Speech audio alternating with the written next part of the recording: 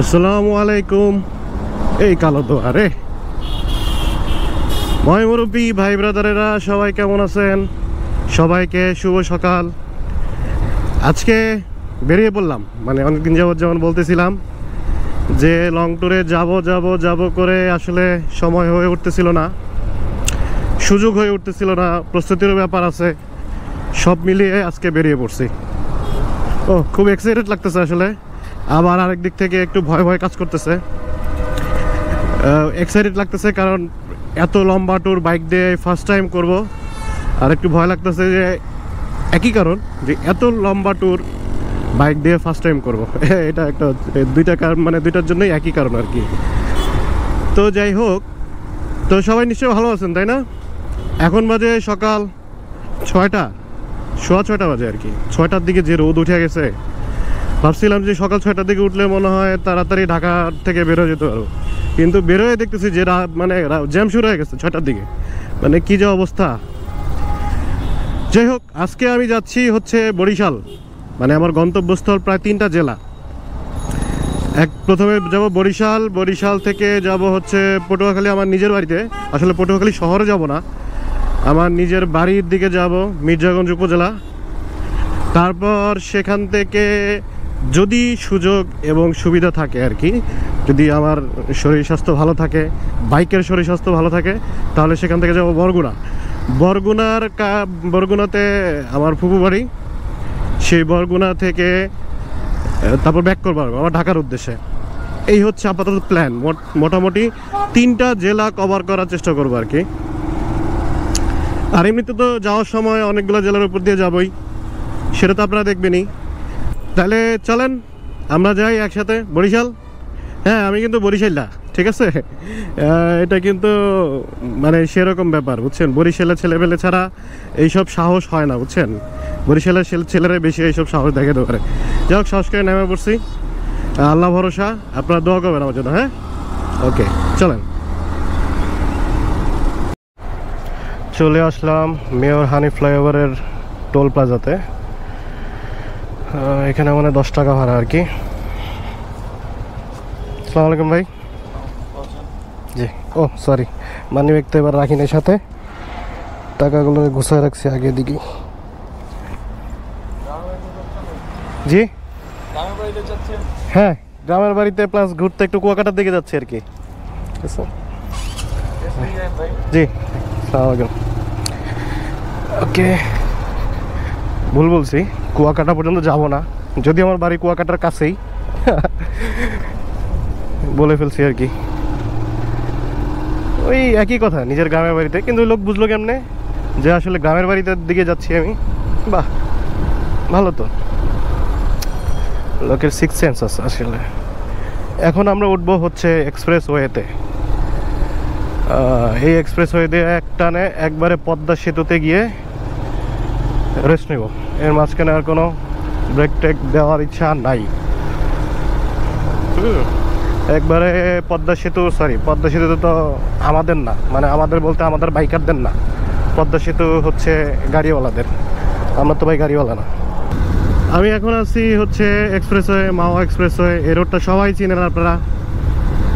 তো সকালবেলার ভিউটা দেখাচ্ছি আর কি আপনাদেরকে। একটু পরে তো অনেক বেশি রোদ উঠে যাবে, তখন আসলে ভিউটা, সেই ভিউটা আর থাকবে না আর কি। দেখেন কি সুন্দর একটা ভিউ, কেমন একটা কুয়াশা কুয়াশা ভাব। শীত কিন্তু আসে নাই, কিন্তু সকালবেলা যেহেতু, এখন বাজে হচ্ছে 6টা 50,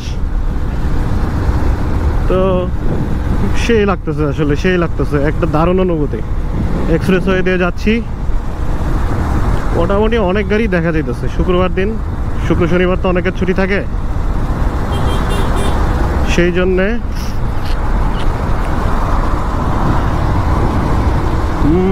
সবাই মনে হয় বাড়িতে যাচ্ছে আর কি। অনেক গাড়ি, এই সকাল 7টার দিকে অনেক গাড়ি।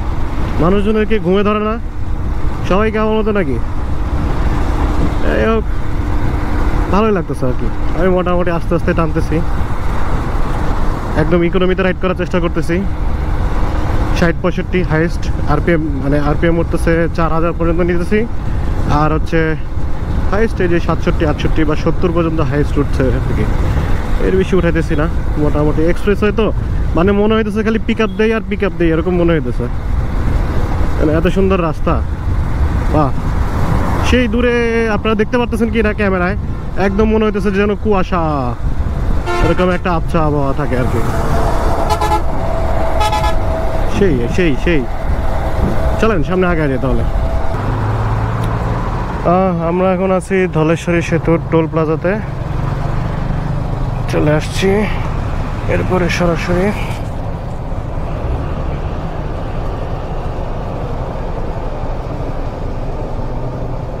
কত বাজেন? 30 টাকা? কত? 20 টাকা না? আমি জানতাম না টোলটা কত ছিল। ওকে, আমি শুনছিলাম মানে 30 টাকা আর কি। যাই হোক 20 টাকা রাখছে, ভালোই হয়েছে। ওয়াও, কাকগুলো কি সুন্দর করে একসাথে উঠে যেতেছে। ধলেশ্বরী ব্রিজে উঠে গেলাম। এইবার মনে হয় পদ্মা নদী পর্যন্ত, পদ্মা সেতু বলি খালি, কারণ ওই এক্সাইটমেন্ট তো কাজ করে যে পদ্মা সেতুর উপর দিয়ে যাওয়ার ব্যাপারটা হবে না আসলে। কারণ আমার তো যাইতে হবে, আমার তো যাইতে হবে আসলে ইয়াতেই, ফেরিতে। এরপরে আর মানে একদম পদ্মা নদী পর্যন্ত আর কোনো মনে হয় টোল নাই, হ্যাঁ যতটুকু আমি জানি। যাই হোক এক্সপ্রেসওয়ে দিয়ে ধরে চলে আসছি অনেকখানি, 7টা বাজে। এই এক্সপ্রেসওয়ে সম্পর্কে তো নতুন করে বলার আর কিছুই নাই। এটা হচ্ছে বাংলাদেশের শ্রেষ্ঠতম একটা রোড। ভাঙ্গা পর্যন্ত একদম সুন্দরভাবে এভাবে আরামসে চলে যাবো। ভাঙ্গার পরে শুরু হবে এই ছোট রোড, এই ওভারটেকিং, এগুলো হচ্ছে ঝামেলার একদম। পুরোটাই যদি এরকম রাস্তা হইতো কত মজা হইতো। চলেন সামনে আগে যেতে হলে।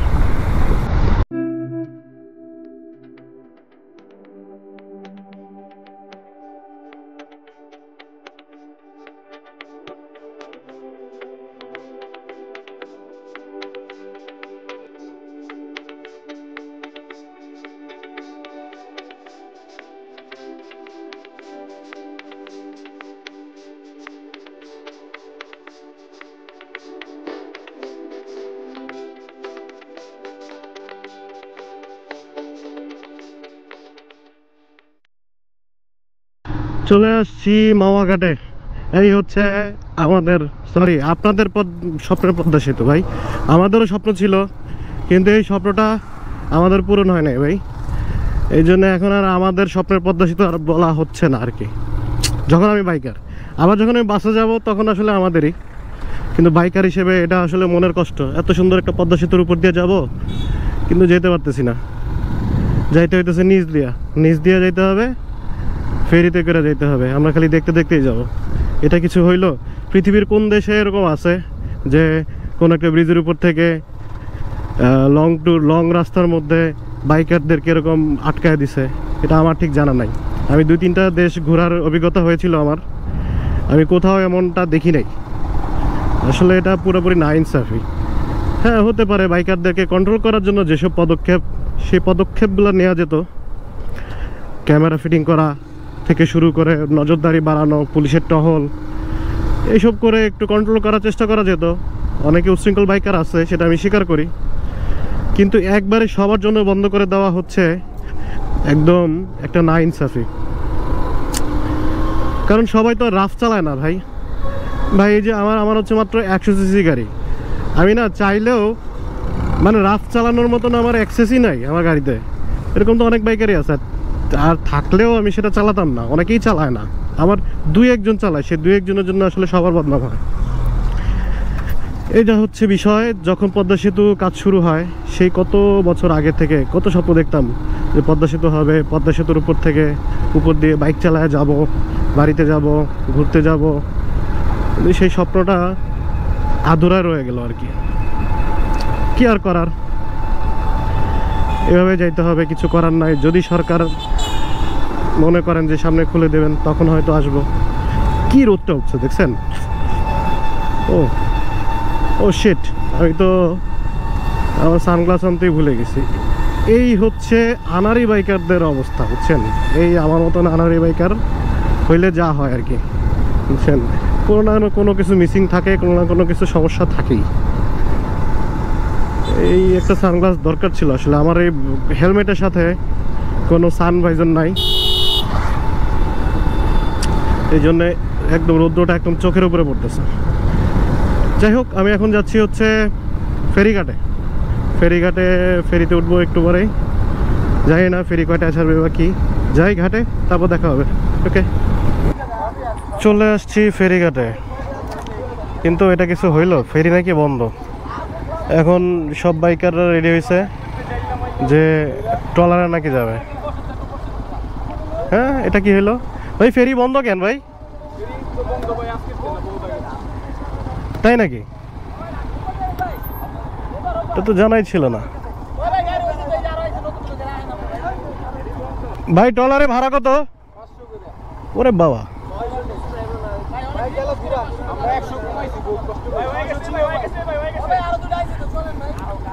হায় হায়, এটা কিছু হইলো? 500 করে খালি ট্রলারে ভাড়া দিতে হবে ভাই। কি বলবো, দুঃখের কথা। এই যে আসছিলাম মাওয়া ঘাটে, এখন শুনে যে ফেরিও নাই। মানে তারপরে যে 10-12 জন বাইকাররা আমরা সবাই মিলে সম্মত হইলাম যে ট্রলারে যাব। কিছু তো করার নাই, যাইতে তো হবে। এই সবাই মিলে রেডি যাইতেছি আর কি। আর ট্রলারের ভাড়া হচ্ছে 500 টাকা করে। চিন্তা করছেন? মানে দেখেন, পদ্মা সেতুও বন্ধ, ফেরিও বন্ধ। মানে আমরা বাইকাররা কোনো দিক দিয়ে কোনো কুল নাই আমাদের জন্য। এই হচ্ছে অবস্থা। মানে সরকার এটা কি করতেছে ভাই, জানি না। আমাদেরকে কষ্ট দিয়ে তাদের কয়েকজনের কি মজা হইতেছে সেটাও বুঝলাম না। এই যে মাটির রাস্তা দিয়ে আসছি, এখানে ট্রলারে উঠবো আর কি। প্রায় 10-12 জন হয়েছে, পিছনে আরো কয়েকজন আছে। কি আর করার, যাইতে তো হবে। একবার মনে হয়েছিল যে না, ব্যাক করি একবারে ঢাকায় না যাই, কিন্তু কি করব, যখন বের হয়ে গেছি এই ধরনের অবস্ট্রাগলগুলো তো পার করে যাই আগে। তবে এইবারের মতো ভাই কানে ধরলাম, দক্ষিণাঞ্চলে আর বাইক নিয়ে যাব না। যদিও আমার নিজের এলাকা, দক্ষিণাঞ্চলের বাইক নিয়ে যাওয়া হবে না যতক্ষণ না পদ্মা সেতু ছাড়তেছে। ফেরিটা পর্যন্ত নাই, এভাবে গিয়ে এই খরচে পোষাবে ভাই? মানে যাওয়াতেও আমার তাহলে ট্রলার দিতে হবে 500 টাকা, আসাতেও দিতে হবে 500 টাকা, তেল খরচ আছে, টোল খরচ আছে, এগুলো তো আলাদা। মানে এই খরচ দিয়ে আসলে একটা ট্যুর দিয়া আমার জন্য সমীচীন না আসলে।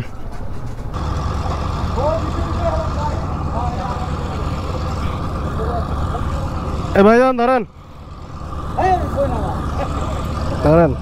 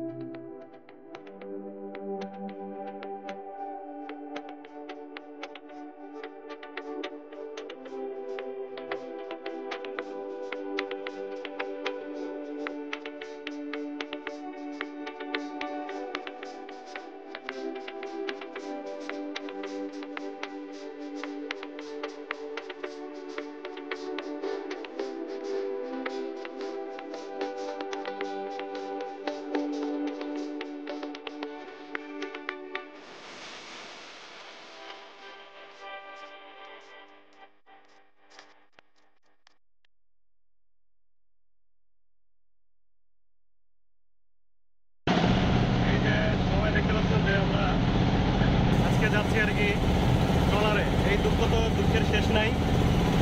তো এখানে আসার পরে অনেক ভাইদের সাথে পরিচয় হয়ে গেছে। ভাইদের কথা বলি ভাই,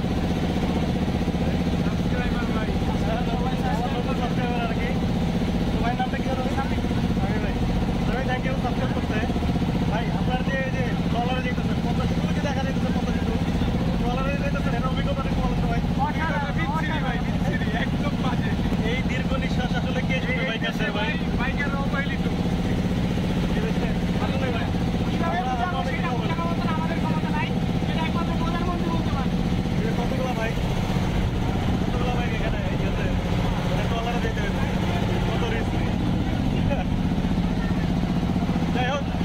নাই, এভাবে যেতে হবে। যাই তাহলে সামনে যেয়ে দেখা হবে। হ্যাঁ,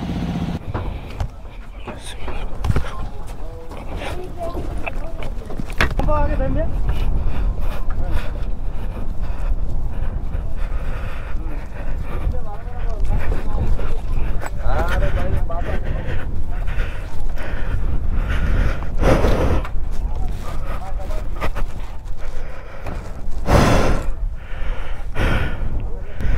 অবশেষে আসলাম এই পারে। অনেক কষ্ট উঠাইতে হয়েছে।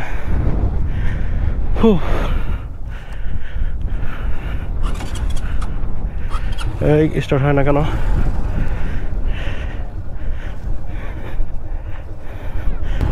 ও, প্লেসটা খুব সুন্দর আসলে, কিন্তু যে কষ্টটা হয়ে গেল।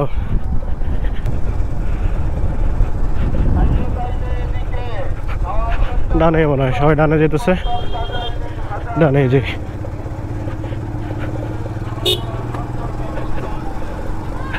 মাটির রাস্তার উপর দিয়া কি একটা গ্রামের পরিবেশ দেখছেন, সেই কিন্তু ভালোই লাগতেছে। ও না, আসলে মজা আছে। এটাই হলো মজা, মানে লং ট্যুরে যাওয়ার মজা। একদম সব গ্রিন এই অবস্থায়, ভালোই লাগতেছে। আমরা এখন আছি হচ্ছে শরীয়তপুরের ভিতরে আর কি। শরীয়তপুর থেকে সামনে হচ্ছে এই পদ্মা সেতুর পিলারের নিচ দিয়ে আন্ডারপাস দিয়ে যাবো আর কি। তো ভালোই লাগতেছে। ও সেই সেই মজা লাগতেছে আসলে।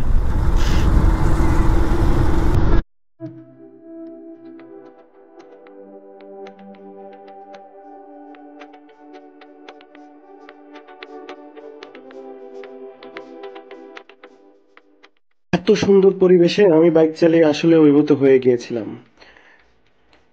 বিষয়টা আপনাদের সাথে শেয়ার করতে পেরে আমার কাছে ভালো লাগছে। কিন্তু আজকের এই ঢাকা টু বরিশাল ব্লগটি আমাকে এখানে শেষ করতে হচ্ছে।